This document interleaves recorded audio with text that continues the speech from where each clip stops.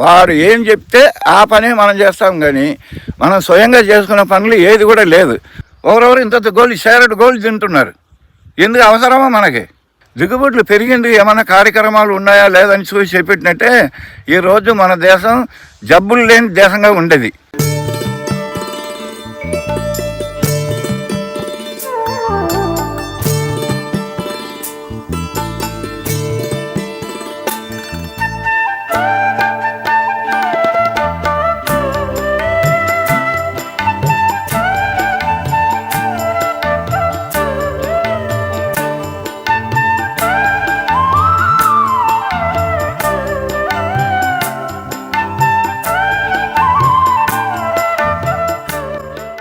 ఇక్కడ వరి నాటడం జరిగింది. వరి నాటకం అనేది కూడా మళ్ళు కట్టి మనం ఉల్లిపాయలు నాటుకున్నట్టుగా నాటుకున్నాము.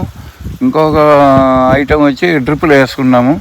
డ్రిప్ వేసుకుని ఇది ఎందుకు పెట్టామంటే డ్రిప్పు పైసలు ఉండే వాళ్ళు డ్రిప్ పెట్టుకోవచ్చు. డ్రిప్ పెట్టుకుంటే ఒకసారి ఖర్చు, కానీ జీవితకాలంలో అది చాలా బాగుంటాయి. దీనికన్నా ఇదైతే నీళ్ళు కట్టాలి, చెయ్యాలి, ఇది ఒక పని మనకి. అదైతే ఏం పని ఏం లేదు, వాళ్ళు నింపినామంటే నీళ్ళు పడిపోతుంది.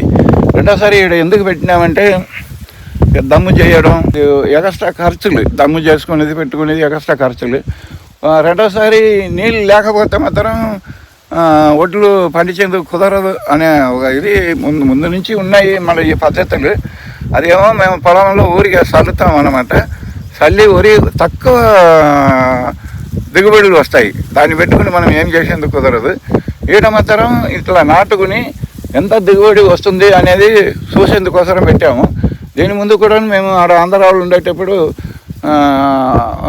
డ్రిప్ వేసి 65 బస్తాలు గడికి తీసుకున్నాం. ఈ సంవత్సరం ఇది ఎంత వస్తుంది, అది ఎంత వస్తుంది, అవన్నీ చూసుకొని నీళ్ళు లేకపోయినా కానీ ఇది ఎందుకు చేస్తున్నామంటే రాబోయే కాలంలో వర్షాలు పడవచ్చు, పడగానే పోవచ్చు. వర్షాలు పడలేదన్నా కానీ అంటే రైస్ తినకూడదు. నా ఉద్దేశం అయితే రైస్ తినకూడదు. రైస్ తింటే లేనిపోని జబ్బులు వచ్చేందుకు కారణాలు కూడా అవే. అంటే బయట దేశాలు ఏం చేసినాడో లేకపోతే మనమే దీనికి అలవాటు పడినామో ఏమో. ఆ కాలంలో రైస్ తినని వాళ్ళేమో బాగా బతికారు. రైస్ తినేవాడు ఎవడో ఊరిలో ఒకడు ధనవంతుడు, వాడు రైస్ తింటాడు, వాడికి మాత్రం షుగర్ వచ్చినాయి, పొట్ట వచ్చినాయి, అన్నీ వచ్చినాయి ఆ కాలంలోనే. ఎప్పుడు 40 సంవత్సరాలకు ముంచే. ఇప్పుడు ఇది ఏం చేసినారంటే బయట దేశం వాళ్ళు, సరే నేను ఇది చెప్పకూడదు కానీ చెప్పే తీరాలి. ఎందుకంటే జనాలు కొద్దిగా మారాలన్న ఉద్దేశం మీద నేను చెప్తున్నా. వరల్డ్ బ్యాంక్ వాడు బయట దేశపోడు. వాడు ఏం చేశాడు, నువ్వు డ్యామ్ కట్టరా, నీకు పైసలు ఇస్తారా, దాని నుంచి వడ్లు పండించుకోవచ్చు. ఎందుకంటే వడ్లు పండించుకుని వరి అన్నం తింటేనే కదా వీడికి జబ్బు వచ్చేది. వీడికి జబ్బు వస్తేనే కదా వాడి గోల్డ్ నీళ్ళు అమ్ముకునేందుకు. మన వాళ్ళు ఎవరు గోల్డ్ కనుక్కోరు కదా. వాడు ఏం చెప్తే ఆ పనే మనం చేస్తాం, కానీ మనం స్వయంగా చేసుకునే పనులు ఏది కూడా లేదు. ఉదాహరణకి ఒకటి చెప్తున్నా, మీరు ఎవరు ఏమీ అనుకోవద్దు, కానీ డిఏపి, పొటాసు, యూరియా మనది కాదు. మనం అప్పుడు బర్రెలు పెట్టుకుంటుమి, ఎద్దులు పెట్టుకుంటుమి, ఆ ఎరువులను పొలంలో వేసుకునే వాళ్ళం. ఒక సంవత్సరం ఒక ఏరియా, ఒక సంవత్సరం ఒక ఏరియా కొట్టుకునే వాళ్ళు బాగానే పంటలు పండినాయి. కానీ మనం కొద్దిగా తెలివి ఉండింటే వీళ్ళు ఏమన్నారంటే, ఇప్పుడు ఏం చెప్తున్నారంటే జనాభా పెరిగిపోయినాయి, దిగుబడులు తగ్గుతుంది, దానికి మనం ఏమైనా చెయ్యాలంటే మీరే ఏమైనా చేసుకోవాలి. కానీ ఎవడో చేసిన దాన్ని తీసుకొచ్చి మా మీద రుద్ది ఈరోజు ఏంది ఎరువులు వాడబాకండి, పురుగు మందు కొట్టుకుని జబ్బులు వస్తున్నాయని చెప్పేందుకనే అది ముందుకే గ్రహించుకుంటే అయిపోయేది కదా. ఆ రోజు కూడా దిగుబడులు తగ్గుతున్నాయంటే దిగుబడులు పెరిగింది, ఏమైనా కార్యక్రమాలు ఉన్నాయా లేదని చూసి చెప్పినట్టే ఈరోజు మన దేశం జబ్బులు లేని దేశంగా ఉండేది.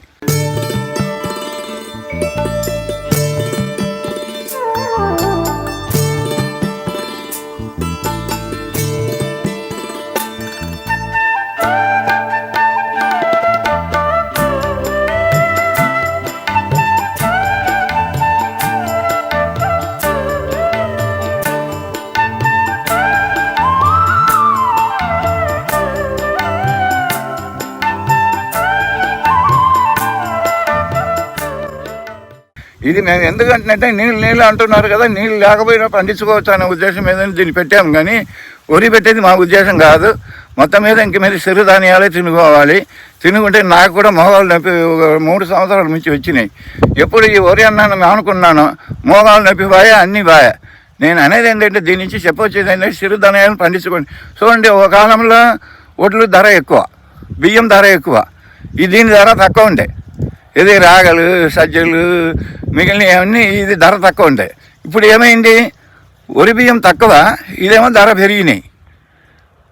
అంటే ఈ పని ముందుగా చేసి ఉంటే కంటిన్యూగా చేసుకొచ్చేవాళ్ళు కదా. అది చెయ్యగానే ఈ ఒడ్లను తీసుకొచ్చి పెట్టి ఇప్పుడు దానికి పోవాలంటే కొద్దిగా కష్టం.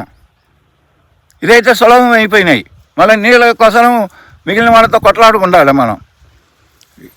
ఇది మేము ఊరికి ఒక ట్రయల్కి పెట్టాము. మనం తినాల్సినంత సిరుధాన్యాలు, మన దేశ విత్తనాలు.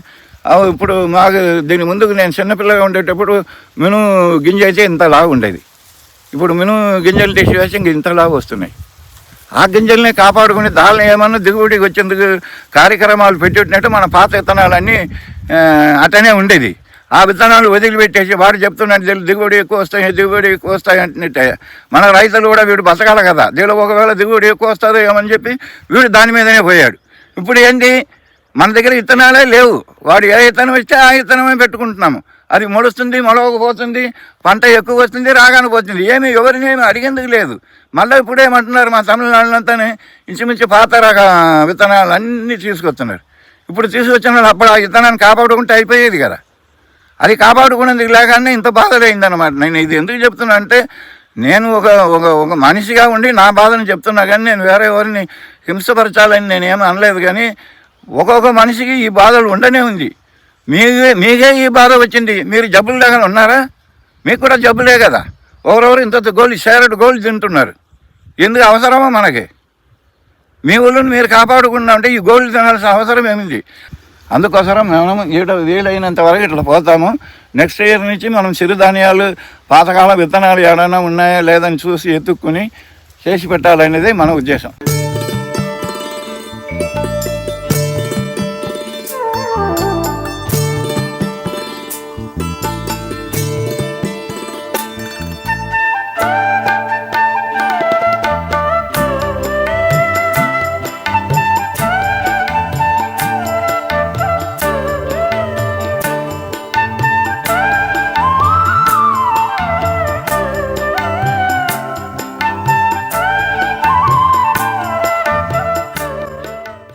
పొన్నూస్ రైతు సేవా కేంద్రం యూట్యూబ్ ఛానల్ని లైక్ చేయండి, షేర్ చేయండి, సబ్స్క్రైబ్ చేసుకోండి. మరిన్ని అప్డేట్స్ కోసం పక్కనున్న గంట సింబల్ని నొక్కండి. డిస్క్రిప్షన్లో ఉన్న అడ్రస్ లింక్ పై క్లిక్ చేయండి.